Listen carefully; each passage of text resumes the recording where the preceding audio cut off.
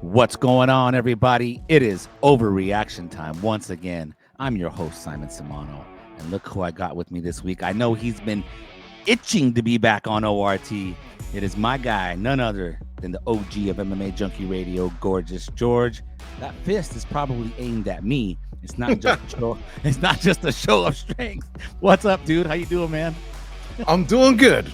Thank you for having me back. Yes, I have been itching since last week, and I heard that episode with Farah Hanu, and oh boy, I was at a coffee shop. I had to get up a few times to cool off.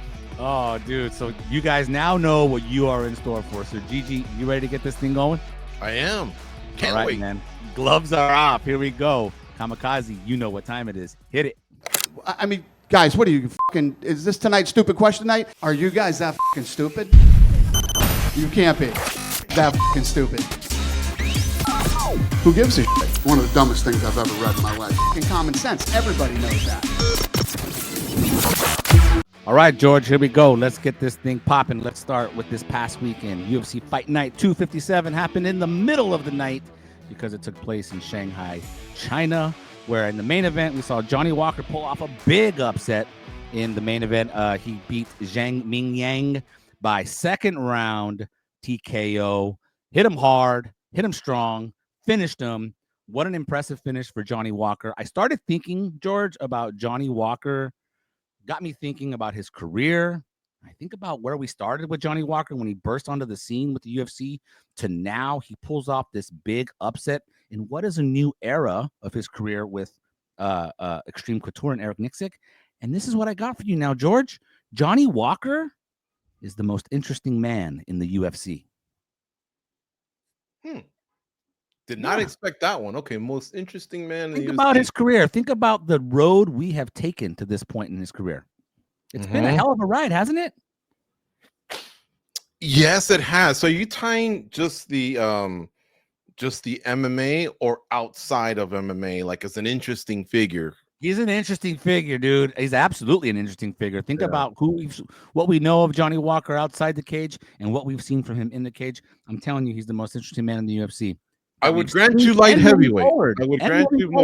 I would grant you most interesting light heavyweight ever. But most interesting, man, I'm fond of Ilia Topuria and the life that he lives. So I think I'd say it's an overreaction, but not by much, because I couldn't just jump down your throat like last week, right? Where I was like, come on, Khamzat, 5 years, take it easy, Simon and Abby. I'm surprised Abby didn't stop you, but no, yeah, this one you made me think about it, and he does have some intrigue because of the career coming through Dana White Contender Series and just getting those 3 impressive wins, 50K each time. The kickworm, what's it called? The kickworm or whatever it's called, that breakdance where he hurt his arm. He's had an interesting ride and interesting name. The brother attached as well. He's moved around the world, Thailand, Ireland, Las Vegas now. It's a close one, Simon. It's a slight overreaction, but nothing too crazy. It's nothing too crazy. That's right. Now think about this. Now let's talk a little bit about Johnny Walker, all right?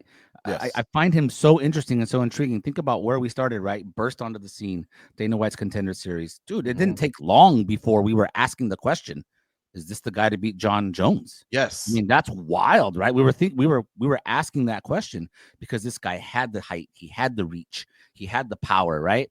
Then he hit a really rough patch in his career when he started fighting with SBG Ireland, and that obviously went sideways for whatever reason. I don't exactly know why, but he left that gym, obviously. And now here he is, dude, 33 years old.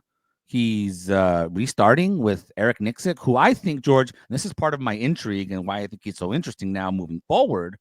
Don't you think that if somebody can get the most out of Johnny Walker and his physical skill set, it would be Eric Nixick? I think so, because Eric he cares about his fighters a lot.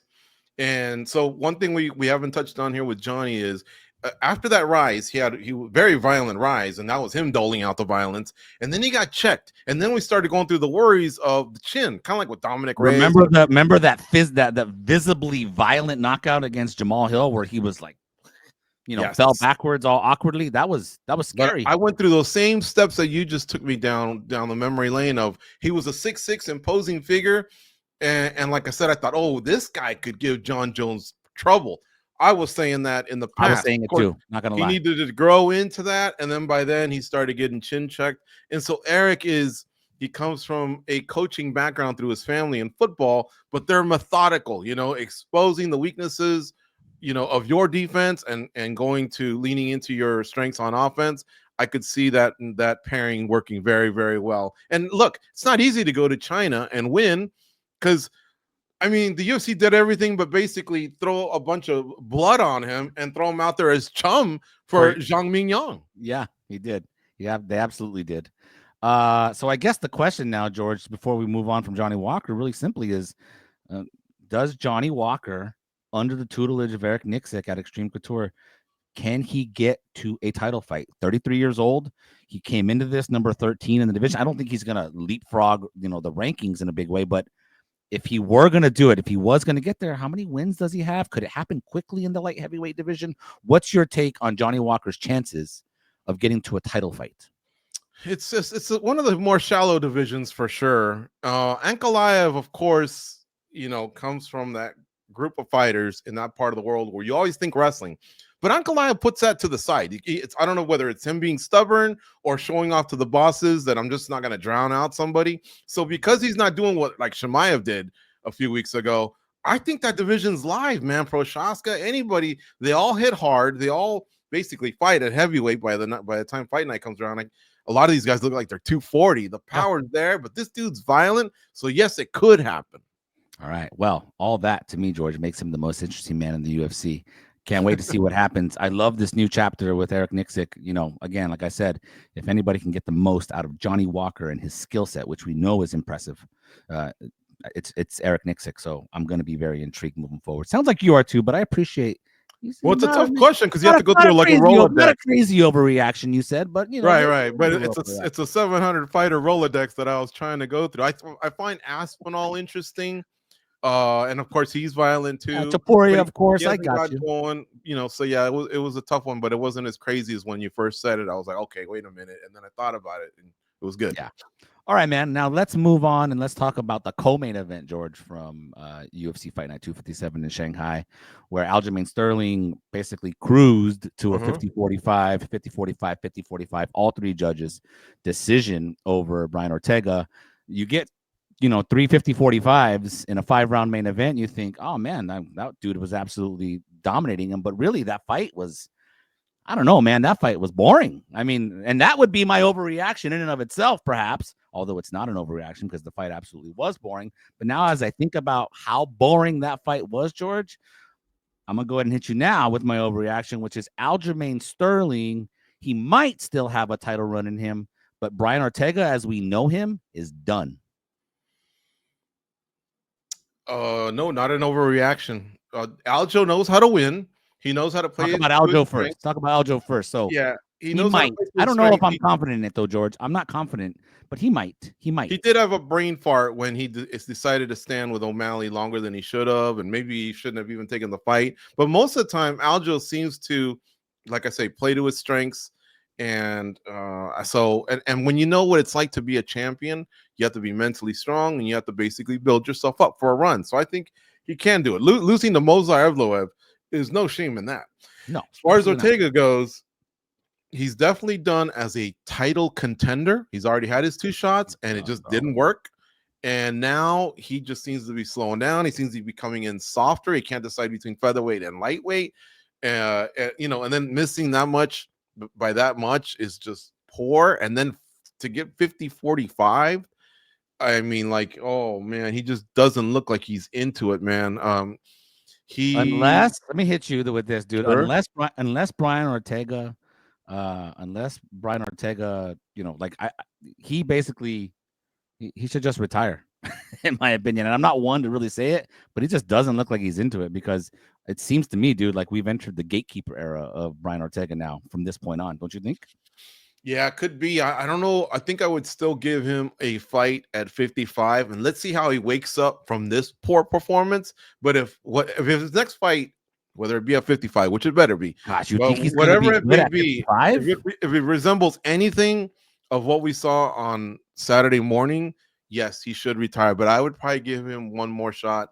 These are, unfortunately, as you're slowing down, it's your biggest paydays, and so some of those guys balance basically the decline with the more lucrative contracts that they're ever going to receive. And so I would probably give him one more chance at 55 and see what he can do. But this one was so bad that I don't fault anyone for thinking that he's done or he's washed or he should just retire either. He just doesn't look like he wants to be in the cage. Just going through the motions, man. I mean, clearly he's struggling to make any kind of weight. And Simon, here's another thing. Get out of LA, I think. Get out of LA, isolate yourself 60 days somewhere where there's no distraction, no surfing, no family, no tacos, whatever it is that, you know, occupies him, and let's see how committed you are. Well, here's the problem with what you're saying. I get you, but I don't even know if mentally Brian Ortega is all there. I mean, basically, Brian Ortega lost me. Brian Ortega basically lost me when he was talking about his rebirth as an eagle who defanged himself, which is a complete myth. That's when I was like, ooh, I don't know if Ortega's there anymore, you know. And since then, what was that, like last year at some point? Was that early last year? Yeah. I mean, look at what we've seen, bro. I just don't see it from Ortega. And I used to be a big T-City guy, man. Loved his rise, but it just seems like this decline it just snuck up on us quickly, dude. So, anyways, let's move on from him though. But now let's talk about Aljo. Aljo, I don't know, dude. I'm really on the fence. Like, I don't know if he's got a title run in him or not. So, what say you? That's why I said might. This is a little bit calculated. I'm cheating in my own show here, George. I don't even think this is an overreaction myself. I'm cheating. I'm using the word might. I shouldn't. But I think he might, but I'm just not sure, man. Well, look, when Volk said the other day that his family wanted him to retire after that win that he had to regain the title, I was like, whoa, that would really open things up. And Aljo, because of his pedigree as a former champ, as someone who you can place in a co-main event or main event, I always see him like within a fight or two, especially with the right opportunity, staying in shape to competing for a title. And wrestling seems to be making a resurgence. He's real good at taking backs, controlling rounds. He's the 10-8 everyone, it seemed like, at bantamweight. So he has something. He has a skill set that can win him a title. So it's not crazy to think he could be a champion again, as long as he stays healthy and active. Yeah, my thing with Aljo at this point, I think, is I'm not sure how much of the fire he has. I mean, like, he had an opportunity to really make a statement against that version of Brian Ortega. True. In a co-main event 5-round slot. Like, he had an opportunity to make an absolute statement, and it happened in the fight in the second round when he clipped them with the right hook, and they played it off like it was an eye poke when it wasn't an eye poke. Like, dude, why are you stopping? Even if he thinks it's an eye poke, it wasn't an eye poke. You keep fighting until the referee stops you. So that made me question, like, what is going on here? And then when I listened to Aljo talk, I don't know, man. I just don't know if he's like gonna push it to, you know, there's something off about his fire. I don't know how else to explain it, but every time I hear him speak, I'm just wondering if Aljo is really good, but like also kind of just going through the motions and maybe doesn't have the fire to be a champion. I don't know. Am I imagining that? Well, no, you're not. He doesn't have the hunger like a youthful fighter, but he does have the cerebral and the knowledge and the experience of having been a championship fighter. And I think there's something about Merab Dvalishvili still being a champion that keeps motivating that hunger him alive, getting a big paycheck. He's seeing his homie do that. I think he wants to see if maybe he can get there, but it's not an easy road. I mean, that Evloev fight had to be demoralizing because he went out there and wrestled a really, really good wrestler and couldn't get it done. But you know, Evloev again is pretty unique. Now he's not gonna have to do that with other guys that he can control, like a Diego Lopez or a Jean Silva, whoever comes out of that one. So there will be some favorable matchups. I think we can see him maybe go for it. But his exciting style is to take you down, put that body triangle on you, drown you out, 10-8s. I don't think he's as consumed with finishes or bonuses. I think he just wants to be a champion again, and he'll do it, keeping himself safe here. I think he wants to exit the sport without, you know, that. Like, he's seen Weidman and what that guy's put his body through. But Matt Serra, Ali Quinta, some of those other guys, Merab currently, you know, dominating and not taking blows to the head, because those guys are forward thinkers, you know, and I think he still has his real estate license. I think he's made investments. He's focused on the rum. So, you know, like I said, I think he's already looking forward, you know, to what he wants to do in the future. He's got a credential as a teacher as well in Nassau County, I think. So he's always talked about the future and exiting with all his marbles. All right. Well, listen, we'll see what we get from Aljo. That's a very fair and calculated thought about Aljo moving forward. Like I said, he might. We'll see. We'll see how it plays out. But I like what you got going there, George. That makes sense. I'm gonna go ahead and say that what you just said is not an overreaction. How about that? I just flipped the script on you there. There you go. There you go, man. Yeah. All right. Now let's move on from UFC Shanghai. And let's talk about some things that have been happening lately. All right. Let's talk about, first of all, let's talk about this, George. We're going to move and shift to a little bit of boxing talk. That's because last week it was announced, this past week, that Jake Paul is going to fight Gervonta Davis on November 16th. It is an exhibition fight, George. This is Jake Paul, whose last fight was at 200 pounds just a couple months ago, fighting against Gervonta Davis, who is currently a lightweight champion in boxing, 135 pounds. This is, I don't know, dude. I'm just going to go ahead and hit you with my overreaction at this point. Here it is, George. Gervonta Davis's decision to fight Jake Paul. It's the worst money grab of the celebrity boxing era. Oh boy, oh boy, oh boy, oh boy, oh boy. Who else has done this? Just go ahead and tell me it's not an overreaction. Just go ahead and agree with me, George. You're good. Okay. In other words, can you clarify this for a second? Let me lay it out for you. Yeah. Let me lay it out for you, all right? Gervonta Davis has made a lot of money in his career, right? He's been a top-level boxer, a champion. He still is. A lot of pay-per-views. Yeah. He still is. Yeah, he still is. He's only got one draw, I think, and that's he's got no losses. 28 KOs on 30 This is wins. a top-level champion who is one of the pound-for-pound best, who has been a champion for a while, who's been at the top of his game for a long time. He's made a lot of money. He's made a lot of money. That's what makes this the worst money grab. Why are you doing this? Okay. Why are you doing this? Anytime somebody has fought Jake Paul, it's for the money, right? But if it's a Julio Cesar Chavez Jr. or a Ben Askren or a Tyron Woodley or a Nate Diaz, those MMA guys who haven't made a lot of money in their careers or who have been shorted money that they should have made, right? Their value hasn't been realized. Or if it's a Julio Cesar Chavez Jr. who's fighting way past his prime to make a payday, I get it. That's one thing. What is Gervonta Davis's excuse? Right, because he could still be performing at a high level in his sport, is what you're saying. The only one I could think of, honestly, is Floyd Mayweather's been involved in some BS. Absolutely, but again, that's a guy who's past his prime, right? Trying to make some money. I get that. Mike Tyson fighting Jake Paul, I get that, right? This is a guy past his prime who's old. What, like this fight happening though as an exhibition? Yeah, this is the worst of them.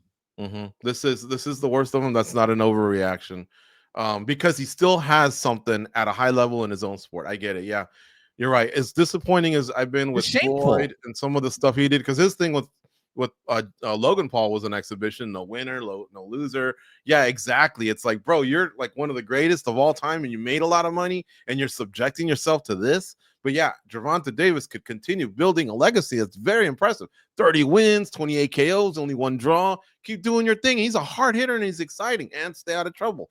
But I would agree.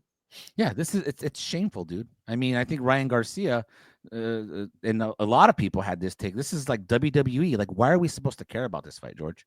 Why would anybody care about this fight? They've already set it up as an exhibition. They're just gonna go in there and fool around for 10 rounds or whatever, right? Exactly. And the speculation's out there that Davis is going to carry it up until a certain amount to make the other guy look good. And it's disappointing because Jake Paul was saying, I want to be ranked. I want to fight for the title. And I think WBC or someone made him like number 10. So, bro, go down that avenue and stop worrying about the money. You have money, but you keep doing this. And I'm just glad he didn't take Anthony Joshua, because I think he would have sent him to another planet. But either way, Tank Davis hits pretty hard as well. And I just don't find this fight really entertaining in any way, because I don't think Davis is going to take it serious. They're not even close to the same size. This is just a repeat of what his older brother Logan Paul did by fighting Floyd Mayweather, right? Correct. Yeah. And which is, I mean, and isn't Gervonta Davis a Floyd Mayweather protege at some point? They were, right? So, correct. I mean, this is basically just that playbook all over again. And you know how that fight went. Wasn't that a draw or something like that? that exhibition was because a draw. Exactly. In the exhibition, they couldn't be a winner nor a loser, and so they had to go with that deal. Come on, dude. So you don't and think you don't? And then the think commissions, like it's just so weird, man. That it's going down in Georgia, by the way. So this falls in the Georgia commission. It's happening in Atlanta. Yeah, this just cheapens the sports in so many ways, because celebrity boxing might not be like a real sport, but I think people give it a level of respect that people are, being capitalistic, earning money, and there's an audience that follows them, and maybe it opens the door for fans to come over to combat sports, and that's great and all. But yeah, it's a collision that doesn't need to happen, and it's not going to prove nothing, but they are going to make money. I'm all about these fighters and these athletes making money. Just don't sell this to me like it's a real fight. Correct. Do not try to sell this to me like it's anything other than a show. That's all this is. Don't try to sell this to me like anything other than it's entertainment. This is a fake fight, period. End of subject.com. You good with that, George? I think Rocky Balboa versus Thunderlips is more real of a fight than this one we're going to watch later this year. Yeah. All right, man. Let's move on from that ridiculousness. I just had to get that out there. But let's move on from that ridiculousness now, and let's move into another item that was in the news this past week. Actually, this has been in the news for the past week or two, but this is a good time to talk about this, and that's Francis Ngannou's career. As you know, George, Ngannou hasn't fought for the PFL since he beat Renan Ferreira back in October. Was it, George? It was October. It was either August or October. Yeah. Yeah. It was a while ago. It was last year. It's the one fight that he has fought for the PFL since he signed with them about 2 years ago, almost at this point. Of course, Francis has had his boxing matches against Tyson Fury. He's had his boxing match against Anthony Joshua. He was the one who was supposed to be behind this PFL Africa push. And of course, he didn't attend the first PFL Africa event, which got a public reaction from Don Davis, the CEO of or the whatever his title is, dude. Don Davis, PFL, said he was disappointed that Francis wasn't there. Of course, we heard from Francis last week on the Ariel Helwani show. He talked about why he wasn't there and how he didn't like the way that the event was undersold. It was overshadowed by the other fights that were happening. Anyway, dude, it's a real good opportunity now just to consider what Francis has done and this sort of falling out that he's having right now publicly with the PFL. Just for me to tell you this, George, that Francis Ngannou's PFL tenure has been a complete letdown. I agree. That's not an overreaction. I would have expected 3 fights by now. I get that because of the good showing versus Fury, it called for another big bag for him to make. And I was surprised that PFL allowed him to do that. I thought one over there, one over here, one over there would have been fair. But the PFL allowed him to. And so I guess I don't blame Ngannou for doing it. But yeah, I would have thought by now he would have got 1 boxing match, and he did, and 3 fights in the PFL. And then I was very disappointed that he wasn't there. 2 things. I know that he lost his son over a year ago, and I know that he took another young lady's life in an accident earlier this year. Had he leaned into that, and I shouldn't maybe say it that, but had he referenced that as just something that he's having tough time getting over, it's affected him emotionally or whatever, I probably would have been more like, well, okay, pick yourself up, big guy, and let's go. But him giving the excuse of, well, I didn't like the way the card was built and the way it was being featured and all that. Did not like that at all. I mean, there's a lot of things we all don't like, but you still got to show up to work and assist and make them happening. Sit next to Don Davis and say, this is what we could have done better, because it seemed like it meant so much to him, to be leading the charge into Africa, because the UFC didn't do it.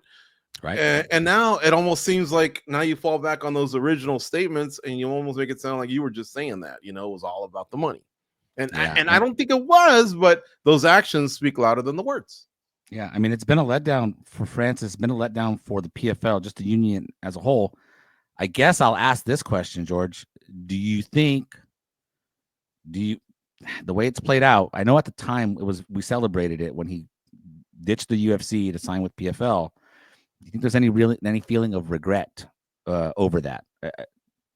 He's obviously made his money, but he's fallen into obscurity, Francis has, which I didn't expect to happen. I thought he would lead the charge, right? Like you just talked about. He'd have had more fights under his belt at this point. Good for him that he got the boxing money that he wanted, right? I assume Francis is richer now financially than you know, he would be if he was in the UFC. If he's not, then obviously it was a bad business decision for him. But just from a prominent standpoint, right?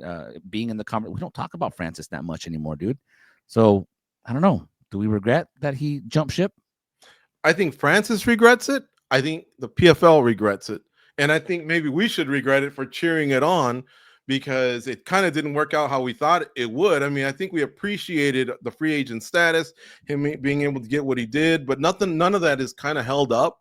We thought the addition of Francis would help the PFL establish more as a legitimate number two, and that hasn't been the case. Correct. And at a time when the PFL was arguing, hey, look, we got Mix, we got Eblin, we got Ngannou, we have some of the better fighters in the world in their respective classes, and that's kind of blowing up in their face a little bit. So yeah, I would say it's regret all the way around. And Simon, let me flip the script on you. I think Francis Ngannou would have made more money had he stayed with the UFC, and you can include boxing. Do you think that's an overreaction? Man, I mean, sheesh. Because of John Jones. Look at what they offered John Jones, 30 million. So imagine if he would have had Jones and Aspinall. They would have had to have made that fight, though. That John Jones fight would have had to have been made right then at that point. It's contingent on that, George. And he would have had to have beaten John Jones in that fight to then set up what eventually would have been a huge fight with Tom Aspinall. Yeah. That's the only way it would have happened. Otherwise, George, I got to believe that he made more money simply the ring with Tyson Fury and simply by stepping into the ring with Anthony Joshua. His victory against Tyson Fury wasn't that he won the fight, obviously. It was that he contended with him and barely lost. That's what earned him the Anthony Joshua fight. So it's hard to say. It's hard to say, man. You're right. I don't know that it's an overreaction, but it's hard to say. It would be had he fought those two names. But, man, what could have been, because I think he could have gone down as the greatest UFC heavyweight ever, MMA heavyweight ever. And I say that only because we have to include the great Fedor Emelianenko as well. Maybe the greatest combat sports heavyweight ever, although that's tough to say because of Muhammad Ali. But you know what I'm saying? Like, he would have been in the conversation. But he really wanted to box. And yeah. It was great and all, but I think you should have wanted that once the other part was solidified. Now you just go down as one of the greatest heavyweights ever in MMA, and definitely you went 0-2 in boxing. You represented, I get that, but it didn't go as planned, I don't think, for him. No. Now, real quick before we move on from this, George, how do they salvage this? Apparently, he's got one fight left. We just had a PFL heavyweight tournament, right? As part of the tournament series. Yeah. We have Oleg Popov, who's a champion. Do we have options beyond that? See, if he beats Popov, it doesn't do anything. By the way, we should mention, George, going back to the original thing about this being a letdown, Francis isn't really talking about fighting in the PFL. He's talking about fighting Deontay Wilder. Jeez. So he's talking about another boxing fight. That seems to be at the forefront of his mind, is fighting Deontay Wilder. So how do they salvage this moving forward? Can they? No, just part ways. I think just part ways with him at this point. If he's not interested in being a PFL chairman or whatever he was going to be for Africa, and he's not interested in MMA, I think they're just done. I don't think him as an ambassador in any way has really brought eyeballs over. I mean, perhaps I'm wrong. If there's analytics that show that, something in Africa, people are tuning in because of Francis Ngannou. But yeah, I think at this point, I just part ways, let him box. And then maybe that opens the door for a miracle for the UFC, who's got a very shallow heavyweight division all of a sudden. Would it be a miracle? Randy Couture had a horrible parting of the ways, and he came back. So did Tito Ortiz, so did BJ Penn. So anything can happen when it comes to that, especially when some guys elect to only work with Hunter Campbell and Dana White stays out of the way. I brought up the Weidman name a little while ago. Weidman wouldn't work with Dana White. He would work with Lorenzo Fertitta back in the day. So I don't know. Maybe it's wishful thinking, but I think parting of the ways is just the best way right now for PFL. They look dumb. Now they look dumb saying, okay, go fight Deontay Wilder. It's like, bro, why'd you get him? And here's the other thing. I think I'm pretty sure we asked Peter Murray and he wouldn't confirm it. I don't even think the opponent got his $2 million payday in Renan Fahad. I tried to I'm pretty sure you're right about that. Yeah. So what, nothing's really paying off. Yeah. I don't know. Would it be a miracle? Maybe they let Dana, hey, dude, for Kamaru Usman's fight back in June, who showed up on stage at the weigh-ins, right? Exactly. Francis Ngannou was there. I mean, I was surprised to even see Francis on a UFC stage at the weigh-ins, bro. So never say never, dude. Maybe the doors open just a little bit. Maybe. We'll see, man. Mm-hmm.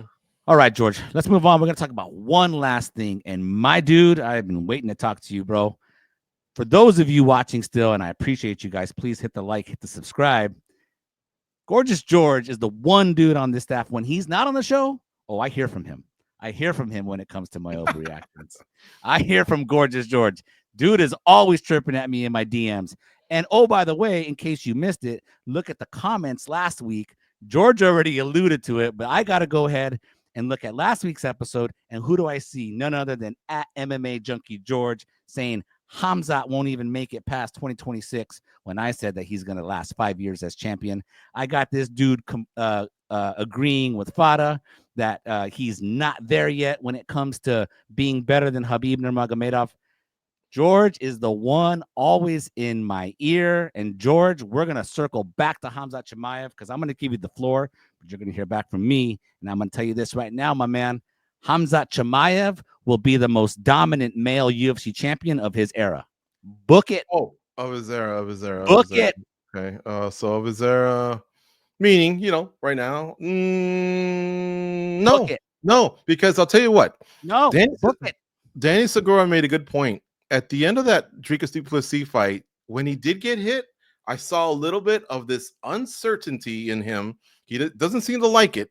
That Gilbert Burns gave him and that Kamaru Usman gave him. So that one moment when you're turning the tide and flipping things, there's this uncomfortability. He compared it to Brock Lesnar not liking to get hit. I think that's a bit much, but there still was something there. And then he reverted back to his strength, which was the wrestling. And that was very, very smart. But I'm telling you, between that, I'm retiring, I'm not retiring, the other problems, 5 years is a long time. And right now, who are his contemporaries? Ilia Topuria, I hate to keep bringing him up. I don't have a man crush on him or anything, but he is on a roll. Tom Aspinall, he looks pretty unbeatable as well. So that's why I'd have to say that's an overreaction, because this competition is just too tough. And history shows us that a 5-year run, going back to last week, is pretty tough as well. He's about to eclipse Israel Adesanya's 5 consecutive title defenses, dude. That's what's about to happen. No, man. That's what's about to happen, bro. Here's the thing. You can't do that. You can't bring up what he looked like at the end of the Dricus du Plessis fight. What is that even all about? What he looked like at the end of that fight? And then you're gonna go talk about the Gilbert Burns and Kamaru Usman fights. He won those fights. Khamzat Chimaev has shown that he can withstand being in a dogfight as well as being completely dominant. He can win the entire spectrum of this game, dude. He can win this game, the entire spectrum. So yes, he's going to be the most dominant male UFC champion of his era. You book it, George. I said it and I meant it. And you remember when he gets the title defense number 6, I will make sure that you are on ORT. Please keep those receipts for sure. Let me tell you something.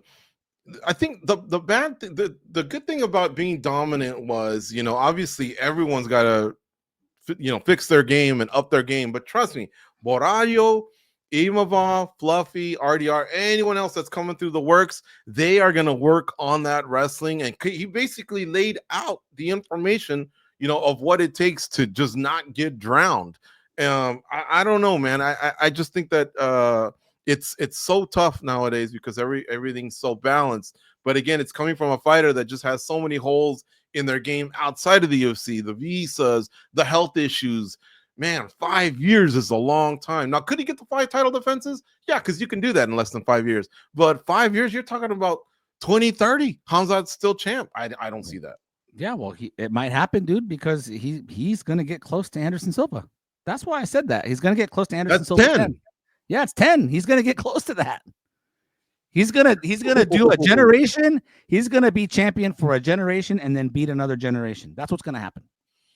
This dude is too dominant, bro. He's one of the scariest. Is he not one of the scariest fighters in the history of the sport? Yeah, he absolutely is, dude. He's a monster. He's proven it. He's proven that he can win in more ways than one. That's why he's a little bit of a front runner, though. I think he's a little bit of a front runner when he faces adversity. It takes him a while to overcome. Credit to him. He's still undefeated and he has overcome it. But those were from welterweights. Now he just did it against the great South African champ who just wouldn't resort to another plan. What I'm hearing, here's what I'm hearing. What I'm hearing is Khamzat Chimaev dominates I'm not sure how he's going to do when he gets dragged in the deep waters. But then he goes ahead and plays with his food for 5 rounds against Dricus du Plessis, who, oh, by the way, we were talking about if he beat Khamzat Chimaev, might be one of the greatest middleweights of all time, right? I mean, what does Chimaev have to do to win you over? That's all I'm saying. Well, he's amazing. He really is. And what he did to Dricus, I appreciated it. I thought it was a little bit boring, but still, I could appreciate being dominant over a world champ and embarrassing him like that. Like Cody Garbrandt did the Dominic Cruz. I was like, whoa, that was one of the better ones to capture the title. But Simon, you're getting a little out of hand, man. When you start saying Anderson Silva and 10 title defenses, he's gonna get close to it, dude. I don't know if he's gonna get there. Years, that's a bit much. It's a bit much. Well, that is the name of the game here, dude. And I believe it. I believe in this dude. This guy has been crazy since he joined the UFC. And the thing that did it for me was after he sliced through Robert Whittaker like butter, dude, like a hot knife through butter. Once that happened, I was done. I was sold, dude. Robert Whittaker is as tough as they come. When he broke his jaw just with a neck crank, dude, I just feel like Chimaev, it's one of those. Listen, you're gonna think I'm being crazy. I'm not trying to compare him to John Jones just yet, but like you can talk about beating him, but once you step in the cage, it's completely different. I think Dricus felt that, dude. Dricus was talking real good going into that fight, and then it took 5 seconds for him to get taken down. 5 seconds for him to get taken down, and I'm sure the moment he got taken down, he's like, "Oh shit, this grip, this strength, this feels like something I've never felt before." Couldn't get up, smothered the whole time. That's what's got me believing in Khamzat Chimaev, dude. He is just an absolute force. So, well, he is. You're right in some aspects. Like I said, I think had you said maybe Ty and it is Israel Adesanya, I probably would have went, yeah, that's pretty good right there. But when you said 5 years, no losses, and now on this show, that was last week with Fada, and now on this show, you're saying eclipse Anderson Silva. These dominant male UFC champion of his era, bro. These runs are just so hard nowadays, and you look back, and that's what Tyron Woodley was saying. He got to 4. That's what Kamaru Usman was saying. He got to 5. They barely got a whiff of GSP, who's at 9. That's almost double. It's just really, really difficult. These guys make a lot of money. They have distractions. They lose interest. The old Hagler, what was it saying? It's hard to wake up at 5 a.m. when you sleep in silk pajamas or in silk sheets or whatever. That's tough. It's really, really tough. All right. Well, when the time comes, we'll make sure. And I'll make sure I don't dodge you, George. If he's out, if he loses his title in the next, before that, I will make sure you are on the show. I will not dodge you. I will face the music at that point. How about that? Can I say one other thing? Can I say, okay, deal on that. Can I say one other thing? Here's the little differences, I think, with Khabib and Islam Makhachev. I mean, I don't follow everything they do on social media, but it just seems like they win back to the grind. They're not flashy and they're not consumed by women or sports cars or anything. And I think Khamzat does have a little bit of that. He's got his dictator best friend and some other distractions, and I think that makes it hard. I'm not gonna lie. That makes a little bit of the difference of staying hungry. Whereas Khabib is just like, he ain't gonna do nothing, man. Once he gets the bout agreement, he's just focused on destruction. Yeah. Well, I should be clear. I'm sticking strictly to what's happening inside the cage every time I see it. Clearly, his dictator friend in Chechnya is not something that's very palatable, but. When it comes to fighting, dude, I just think he's going to be a dominant force for years to come here. So, all right, we'll see. We had to revisit it, George. All right. But now the time for overreacting has come to an end. Dude, that was great. Thank you for being on the show, man. Thank you for having me. I'm down to do it whenever. I enjoy the show as a fan. I enjoy being on the show. So I appreciate you guys extending the offer. All right. And everybody watching, please, I hope you enjoyed the show, guys, but please hit that like button, hit that subscribe button. It really means a lot. We're trying to grow this thing. We're always having fun talking fights here on ORT. And until the next time, we will see you then. Dana, take it away. MMA Junkie AI.